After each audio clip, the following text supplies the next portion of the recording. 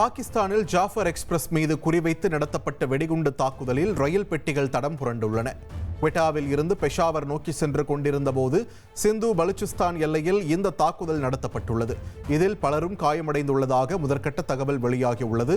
தண்டவாளத்தில் வெடிகுண்டுகளை வைத்து ரயில் வரும் சமயத்தில் வெடிக்கச் செய்து பலுச்சிஸ்தான் கிளர்ச்சியாளர்கள் தாக்குதலை நடத்தியதாக கூறப்படுகிறது.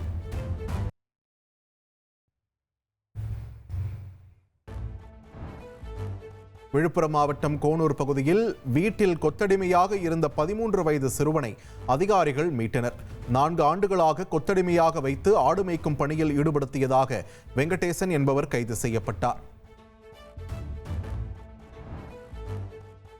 கிருஷ்ணகிரி அரசு மருத்துவமனையில் தலைவலிக்கு சிகிச்சைக்கு சென்ற பெண்ணுக்கு சர்க்கரை நோய்க்கான 100 மாத்திரைகள் வழங்கியதால் அதிர்ச்சி. ஒன்றும் ஆகாது, செல்லுங்கள் என்று மருத்துவர் அலட்சியமாக பதிலளித்ததாக பாதிக்கப்பட்ட பெண் குற்றம் சாட்டியுள்ளார்.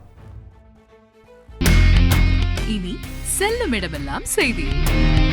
தந்தி டிவியின் வாட்ஸ்அப் சேனலை ஃபாலோ பண்ணினா செல்ல இருக்கும் இடமெல்லாம் செய்தி.